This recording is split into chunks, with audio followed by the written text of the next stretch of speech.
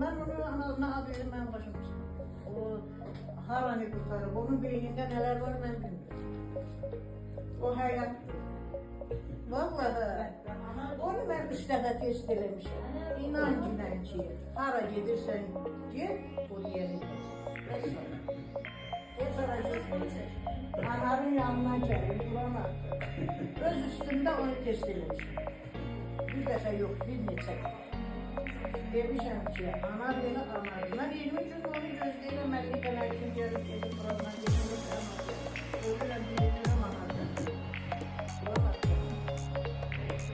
Bir nömrəli həkimdir, bir nömrəli.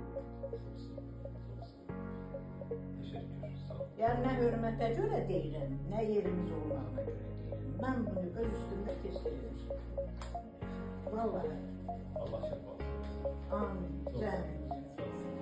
Allah həkimlərimizə də can sağlığı versin ki, axırı gəlir, dərdimizə dərman edir, düzgün edir. Ona görə mən 20 gün yolu gözləyirəm ki, mən bilirəm ki, hara getmək lazım.